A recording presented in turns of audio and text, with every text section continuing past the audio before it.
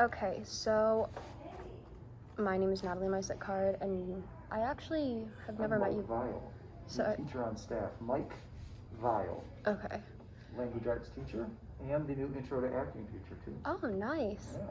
All right, so I'm not completely familiar about this book tournament or competition. Could you tell me a little bit about it? So it's very simple. The forums are competing against each other for who can read the most books.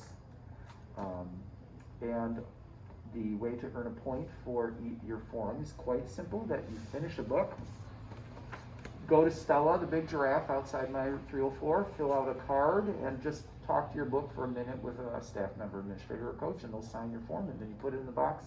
That's a point for your forum. Nice. There's no essays, there's no book reports, there's no reading logs. It's slightly on the honor system, but you have to have that little personal touch where you talk about it with somebody. And is it limited to the books on here, or just anyone? No. It's the only stipulation is it has to be a book that isn't based in children's literature. There has to be some, reading level that makes sense for high schoolers, but we don't ask too many questions about that. Graphic novels are okay. A full poetry book is okay. A set of short stories in a book counts as one book, but short stories don't count as individual points. Stay away from Charlotte's Web, but it's okay to go with The Lightning Thief. You can read a classic, or you can read a book that's published for your generation to enjoy and devour quickly. It doesn't have to only be fiction, but I tend to push the fictional storytelling the most as a teacher. So my freshmen actually went to the library, Intro to Lit. Some forums have done the same. They can use any book at home. It's just a reading challenge to get us reading during the pandemic. It's really, really cool. So which forum, are you allowed to reveal which forum is in the top sign spot? outside, I update it daily or a couple times a week. So right now, Landrum is in the lead at 90 Q is in the lead. Luciana's farm is in the lead at 25, but then we have three other ones that were trailing behind at like 18. Is each book worth 1 point? Yeah. And so some people have avid readers who are earning a lot of points for their group, because you can submit obviously more than one. And then occasionally Stella the Big Giraffe pulls out somebody and they just win a gift card. Oh, nice. Yeah, so we've had a couple people win gift cards this week. Domino's Pizza has donated all the food for the pizza party for the forum that wins. Wow, that. Yeah, So my the forum's whole getting our butts kicked right now, but I wonder if they're holding on to their forum cards.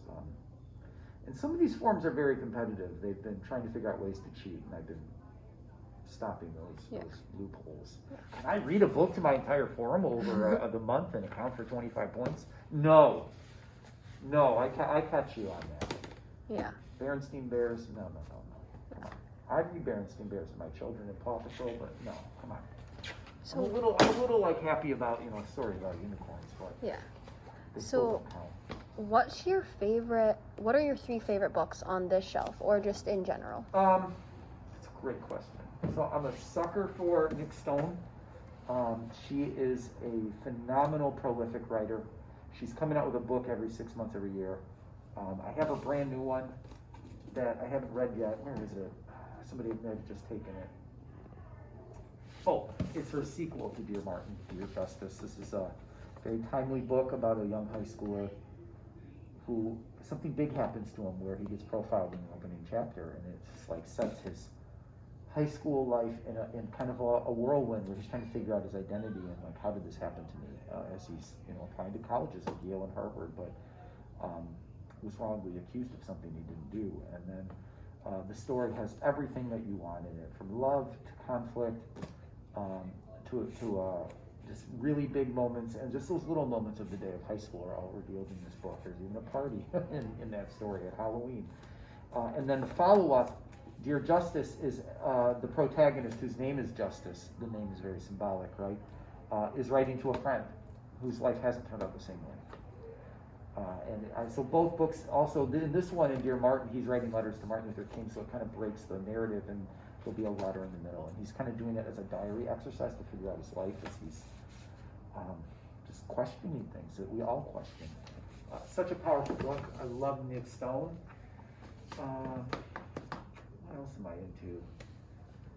I really like historical fiction now.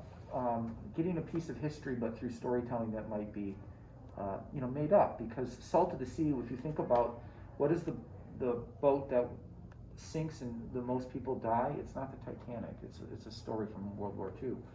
So I really like this story called Salt of the Sea. It also is a cool book that has 4 different people. You get the story from 4 perspectives, and it changes perspective.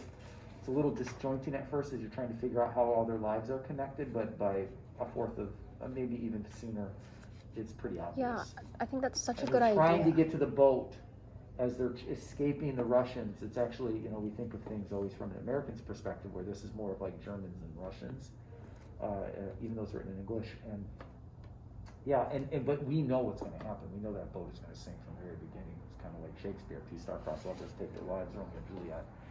So you're kind of like hoping they make it and hoping they don't make it to the boat. And it's got a really, really powerful ending. You were going to say something, but I apologize for interrupting. Oh, it was just the idea and theory of splitting a book up into 4 different perspectives. Right. I think that definitely makes a lot of sense, because say that there's like a massive battle, people might be overwhelmed thinking about all of the details that the author gives, that switching to a different perspective might be like a good break. And it keeps the story moving in a really fun way. Yeah, and it adds suspense. It does, and it adds depth.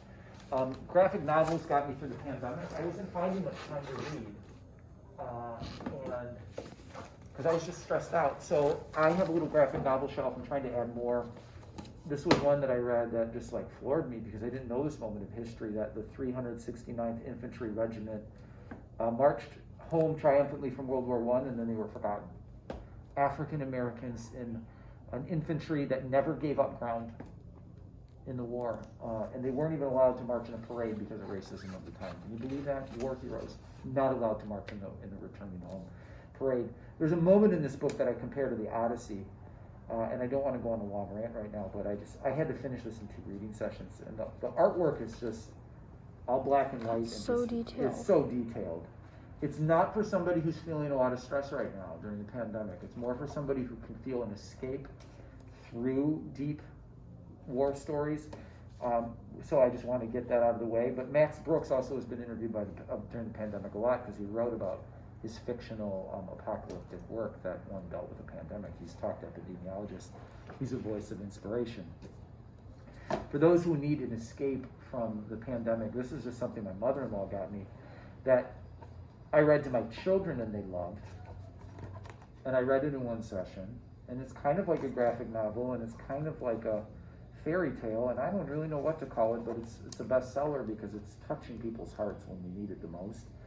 The Boy, the Mole, the Fox, and the Horse. And it's just tells something about life and friendship in here that just is really touching to people. And just the artwork is gorgeous. And if somebody just needs a little short escape from school, from the pandemic, and I found these characters just drew me right in, and I finished it in one session, and then I had to read it to my kids. And I'm probably going to read it again tonight. So those are 4 books that I recommend, but the shelves are full here and in the library for anybody. All right, well, that's really, really cool. Thank you. Thank you.